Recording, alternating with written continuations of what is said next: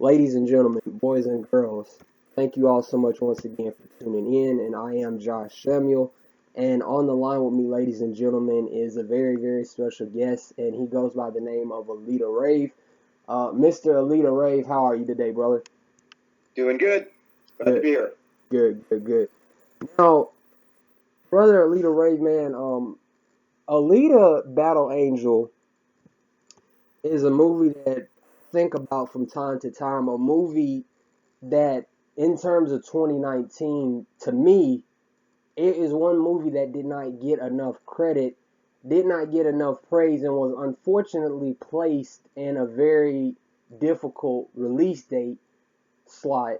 And it was really cool that the movie still, in spite of that, was as successful as it was.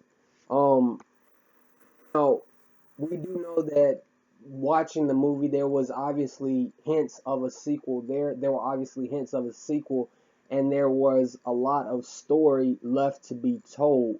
Whether that's a sequel, whether that's a prequel, or whether that's even a mini series or whatever. There's a lot of story for Alita left to be told. And given that a petition was started sometime last year, the rest is history.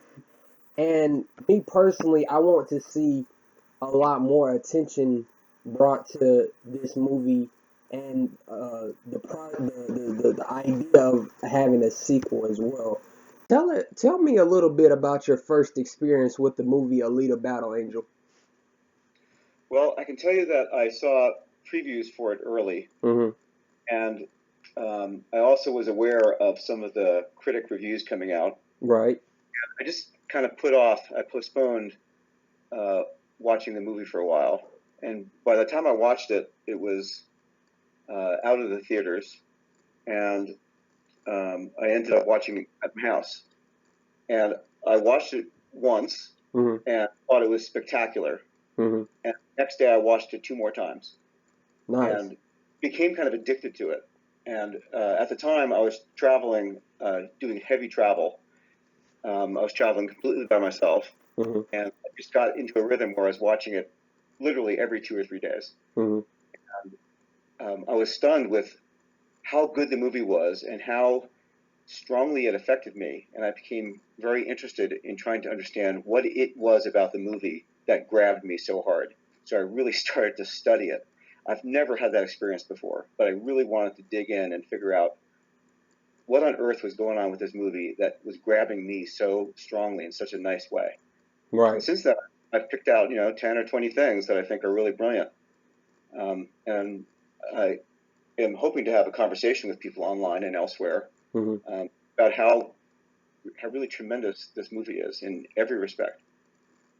I completely agree. And I had a very similar experience when I first watched the movie as well. It's just when I first saw the trailer, personally, I was like, I'm gonna be that guy and say that yeah, I was a little thrown off by the big expressive eyes.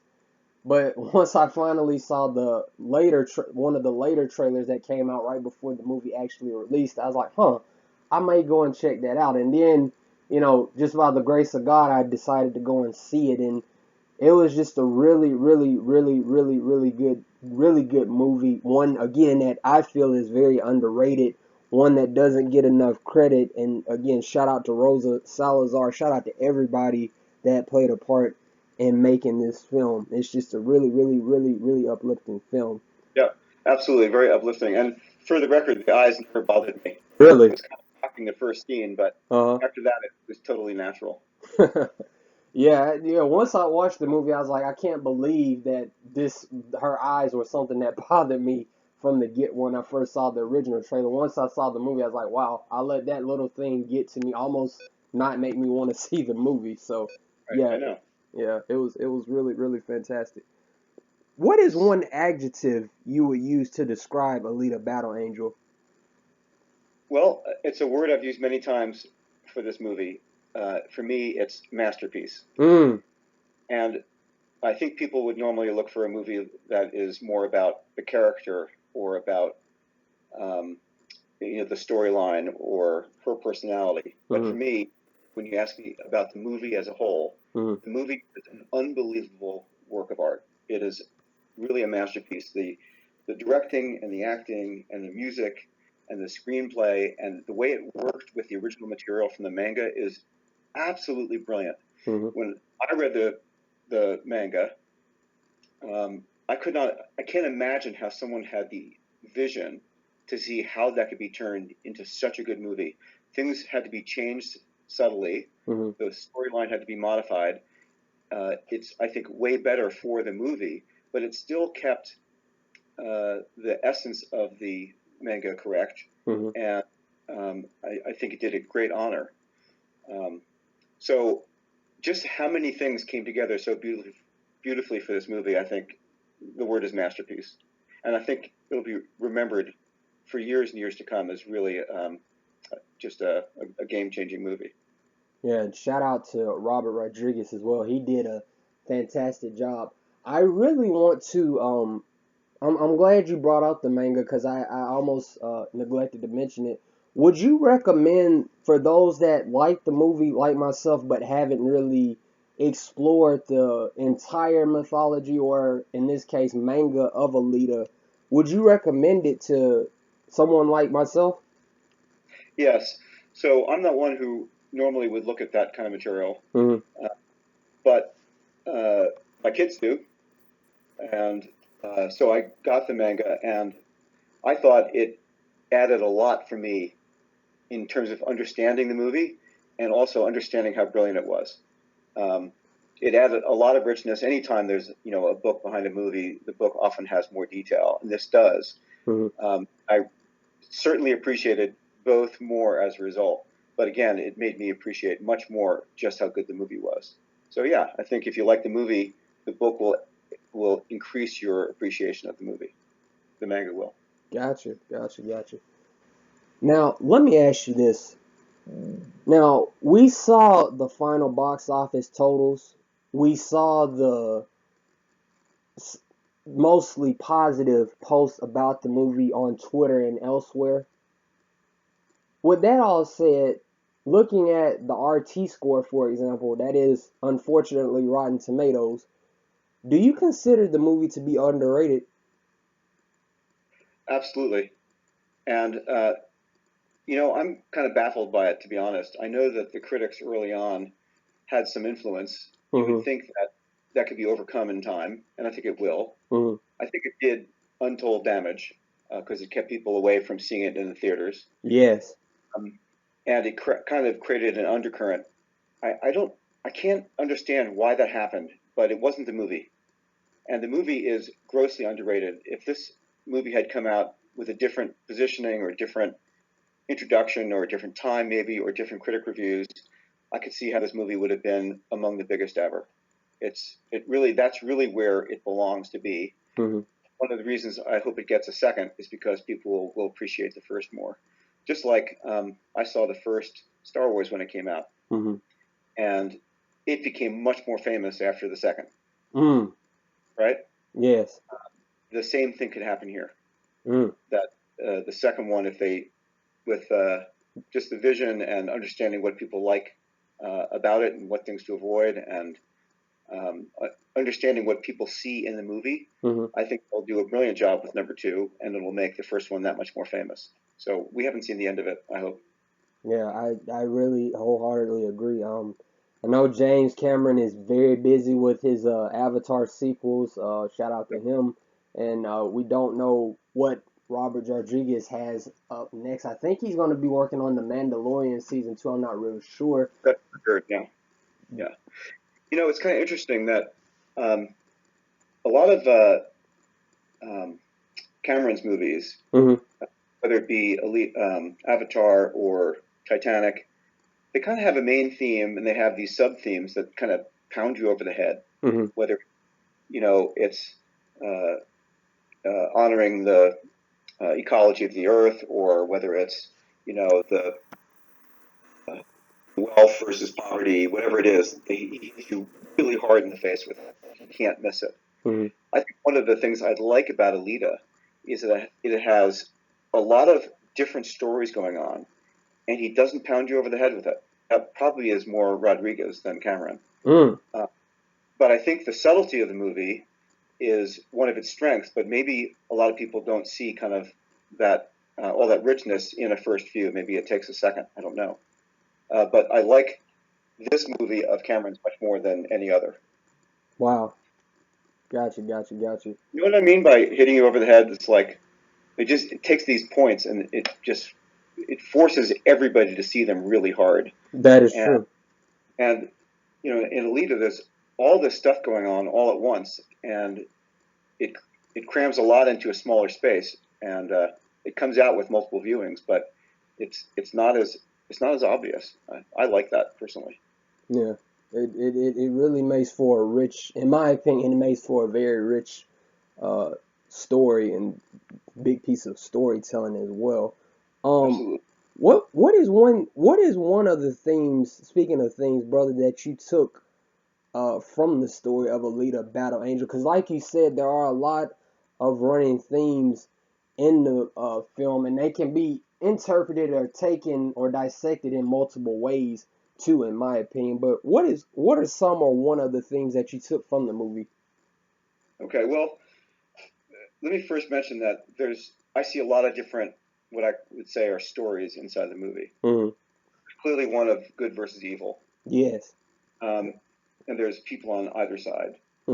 And there's an obvious like science fiction story about the future of humanity, um, and the role of cyborgs and how they relate to people. Hmm. There's clearly a story about war where a person is found with amnesia and eventually kind of works to save the family Hmm. that saved her and then goes to get vengeance, which we haven't seen yet, presumably. Hmm. But that's a war story. There's an obvious love story. There's a great story about father daughter and family. And I think the one that spoke to me the loudest is none of those. It's about coming of age. It's about growing up. It's going from a young, a teenager to a young adult. And that one is really, really strong. And there's hundreds of things about that story that are woven in. And of course, it plays very much to the love story. It's kind of her first love, and it plays really strongly to the family message and how good Ito is at um, uh, at saying that you know it's up to you whether you're good or bad. It's just a shell, Hmm. right? Hmm. And leading by example, never telling her what to do. It's more about what he did that guided her. So there's a great father story there, but it's all in the realm of her coming of age, becoming a young adult independent thinker. That is the story that I thought was beautiful. I have two kids, as I mentioned, and I could just see a lot of that kind of growth kind of woven into the story in a very nice way. Wow. Wow.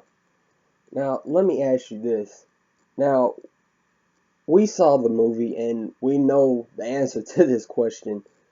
But if someone, let's just say, now that Disney, sadly, in my opinion, owns Fox, that's another video, another discussion. But now that Disney sadly owns Fox, obviously they will have a final say so in as to when and how this story will continue.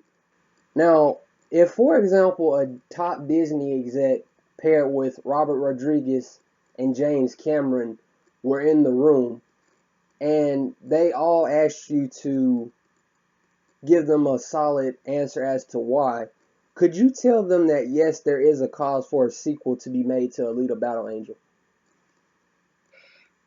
Well, I think yes. I would certainly argue the point. I'm not sure I could win them over, but um, I have a lot of respect for Disney. I think they're a very good company, Mm-hmm. and I have huge respect for Rodriguez and Cameron. I think they're just brilliant. Mm-hmm.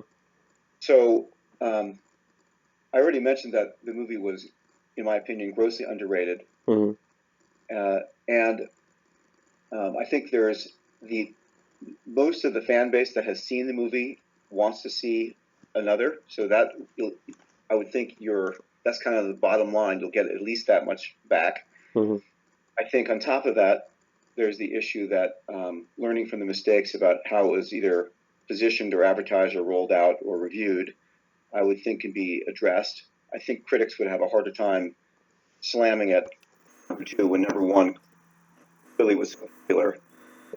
And on top of that, I think there's this undercurrent of momentum around a growing audience wanting to see how this turns out. It's created a really nice story. It's clearly not the end, and are begging to see a second. So I think I mean, I don't think anything's ever a guaranteed success, but with the people they have involved between Disney and Cameron and Rodriguez and the rest of the acting staff and others, I think they have a great foundation to build on. And I imagine that that's kind of a rare thing. The industry works really hard to have a good foundation that they can have repeated business on. I think it's proven it's worth there, right? You can only have that many Star Wars movies, right? This is a new franchise that I think has a new clientele. I also love the fact that was done as PG-13. The manga is nowhere near PG-13. Flat out R. Oh wow. Okay. Right. So for violence, and okay.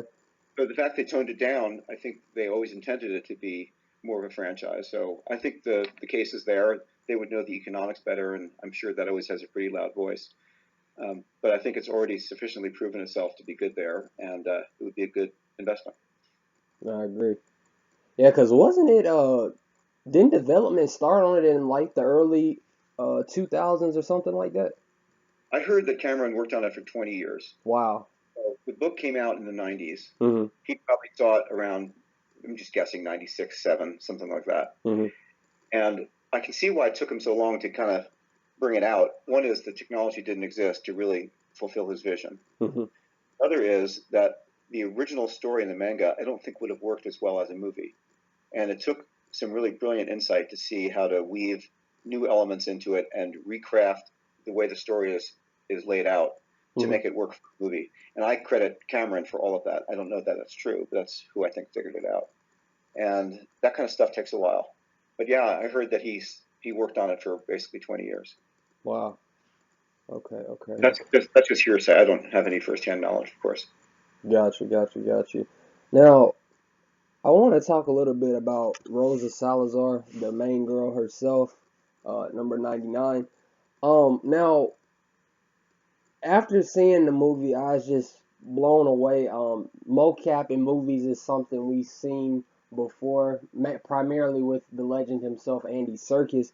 But Rosa Salazar really did a fantastic job as the titular character. She almost reminded me, in a sense, of Wonder Woman with her bravery, her courage, and her determination and her selflessness.